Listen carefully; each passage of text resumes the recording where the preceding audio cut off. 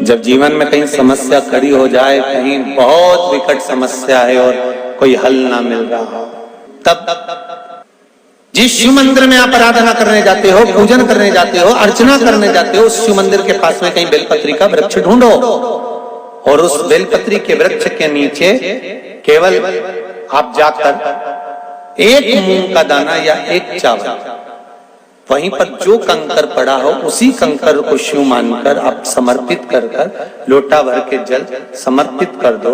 आपको ये नहीं कि माला पकड़ के बैठना, आपको ये नहीं कि मंत्र का जाप करना, आपको ये नहीं है कि आपको मंदिर में जाकर बैठ जाओ। आपने जल चढ़ा दिया, शिव से डायरेक्ट जाकर कह दिया कि मेरी ये समस्या बड़ी विकट है, उसको निवारण आज ही होना है। आप बाबा पर छोड़ दो, 3 घंटा 2.5 घंटा लगेगा, मेरा शंकर उसको सुधारने में लग जाएगा, पक्का है वो सवार। शिव पंचायत, पंचायत में कौन कौन होते हैं?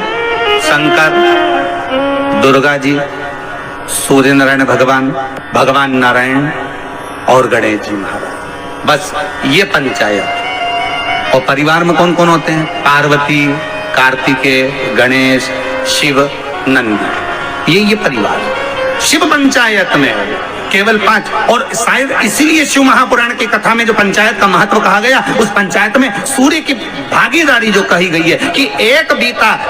आपके यहाँ अगर कहीं पर आपने शिवलिंग का दर्शन करा होगा, ये शिवलिंग है, ये जलाधारी है, ये पानी निकलने का स्थान है। यहाँ से जहाँ से पानी नीचे गिर गया और गिरने के बाद जब एक बीते तक जाता है, उस एक बीते पर सूर्य नारायण भगवान का भाग चालू हो जाता है। एक बीते क्यों कहते हैं? जिसको चर्म रोग हो जाता है, जिसका शरीर सफेद पड़ गया, चमड़ी बेकार हो गई, काला पड़ गया, शरीर में कहीं चट्टे पड़ गए, कहीं शरीर में दाने पड़ गए, पूरा चेहरा बेकार हो गया, पूरा शरीर बेकार हो गया, तो क्यों कहते हैं कि एक बीता जब पानी बह जाए, उस बहे पानी को हाथ का लेपन कर कर शरीर पर लगा लिया जाता है, शरीर ठीक होने लगता है। सूर्य का भाग वहां से चालू। जिनकी भाग्य रेखा उल्टी चल रही हो, बृहस्पति चमक ही नहीं रहा हो, जिस काम में हाथ डालते हैं वो काम पूरा ही नहीं होता हो, तो एक बार काशी जाना, बृहस्पतिश्वर महादेव का स्पर्श करना, उनका अभिषेक पूजन करना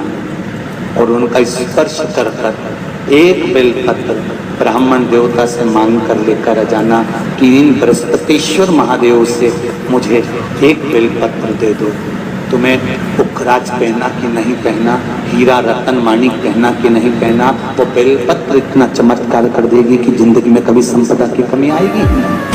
क्यों कहते हैं जो बच्चा बार बार बीमार पड़ रहा हो, बार बार सर्दी हो रही हो, बार बार बीमार पड़ रहा हो, खांसी चल रही हो, बार बार हॉस्पिटल लेकर भागना पड़ रहा हो बच्चे को, छोटा सा अगर बच्चा है, 8 साल के अंदर बच्चा है और बीमार ज्यादा पड़ रहा है, तो आटे का दिया बनाओ, 4 बत्ती रखो, उसमें तिल्ली का तेल डालो, अवधूतेश्वर महादेव का नाम लेकर बच्चे के ऊपर से 21 बार उतारो और किसी चौराहे पर ले जाकर रख दो। जिंदगी में बच्चा कभी बीमार नहीं पड़ेगा, बच्चा स्वस्थ रहे, आनंद में रहे, आनंद में रहे, स्वस्थ की मौत। और वैसे भी प्रथम सुख, अरे बोलो तो निरोगी काया, घर का प्रथम सुख निरोगी काया। व्यक्ति अगर धन की मूलता नहीं है, साफ पैसा अपनी जगह पर है, फिर निवेदन करता हूं, धन अपनी जगह पर पड़ा है, सबसे पहला है परिवार में सब स्वस्थ रहें, सर्वे भवन्तु। अगर घर में एक व्यक्ति भी बीमार पड़ा है ना, तो मन नहीं लगता परिवार, लगता है कि मन, कोई घर में बीमार पड़ा है तो मन का। जिसके यहाँ लक्ष्मी नहीं टिकती हो, पैसा घर में नहीं आता हो, बहुत चिंता लगी रहती हो, लक्ष्मी से जुड़ी हुई, व्यापार से जुड़ी हुई, पैसा आ ही नहीं लिया, बहुत मेहनत कर रहे हो, सोमवार की सोमवार 5 सोमवार बेलपत्री के पेड़ के नीचे एक घी का दिया लगाना चालू कर दीजिए। शाम के समय थोड़ी सी मिट्टी बेलपत्री के पेड़ के नीचे की उठा कर लिया, घर के अंदर लाकर इतनी सी मिट्टी लाकर पटक दीजिए। 5 सोमवार करके देखो, छठे सोमवार पे करने की जरूरत नहीं पड़ेगी, व्यापार अपने आप बढ़ना चालू हो जाएगा। लक्ष्मी शाम के समय पर प्रतिदिन बेलपत्र के पेड़ के नीचे बुआरी लगाने जाए, बेलपत्री के वृक्ष के नीचे बैठकर हाथ में एक बेलपत्र का पत्ता रखकर आप पंचाक्षर मंत्र नमः शिवाय, ओम नमः शिवाय या श्री शिवाय नमस्तुभ्यम या महामृत्युंजय मंत्र का स्मरण कर रहे हो, पर डंडी का भाग अपनी ओर, बेलपत्र की बीच वाली पत्ती का भाग बीच वाली उंगली की ओर रखकर अगर आप स्मरण कर रहे हैं और अपनी कामना कर कर बेलपत्री के वृक्ष के नीचे बैठकर उस पत्ते को सम्मुख रखकर बाबा से विनय कर कर एकांत में उस बेलपत्री के वृक्ष की छांव में,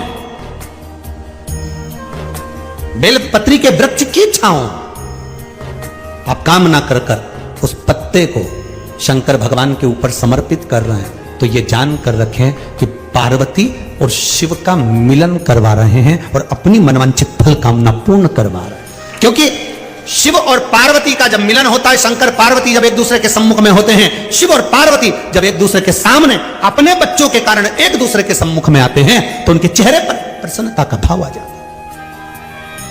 फल, मनवांछित फल की कामना आप जिस कामना के लिए कर रहे हैं, विवाह के लिए, नौकरी के लिए, सर्विस के लिए, व्यापार के लिए, रोग मुक्ति के लिए, आप जिस कामना से कर रहे हैं, बस उस कह कभी सोमवार का दिन हो, क्योंकि शंकर जी को सोम प्रिय है, सोमवार का दिन चंद्र का वार शिव जी को प्रिय है। हमें ऐसा कोई समस्या नहीं जिस समस्या का कोई निदान नहीं, हर समस्या का निदान है, पर निदान किसी दूसरे के पास नहीं, निदान केवल मेरे भोले नाथ के पास में है। व्यक्ति की नौकरी नहीं लगती, सर्विस नहीं लगती, हर जगह पर अप्लाई कर रहा है, बार बार इंटरव्यू देने जा रहा है, लगातार उसको अगर सफलता प्राप्ति नहीं हो रही है, तो धतूरा ढूंढो। धतूरा कहीं बाजार में नहीं मिलेगा, किसी वृक्ष से धतूरा तोड़ लिया, कुछ मत चढ़ा, तू शंकर जी के मंदिर में जाकर तेरा नाम और गोत्र बोल और शिव जी को धतूरा चढ़ाना चालू कर दे। धतूरा कोई बहुत कीमती होता है क्या? बहुत पैसे का मिलेगा क्या? कहीं पे भी मिल जाएगा। धतूरा तोड़ और चढ़ा शंकर जी को। रोज नियम बना ले कि एक धतूरा मैं शंकर जी को चढ़ाऊंगा, प्रतिदिन चढ़ाऊंगा, शिव जी से जाकर निवेदन करूंगा प्रतिदिन। शंकर जी की प्रिय वस्तु में धतूरा, बेलपत्र आदि कादि की तो है, क्या है? जिसके यहां तू इंटरव्यू देने जा रहा है उसी के सिर पे चढ़ गया, जो तूने शिव जी के चढ़ाया वो ही धतूरा वहां चढ़ा है, तो क्यों चिंता करता है?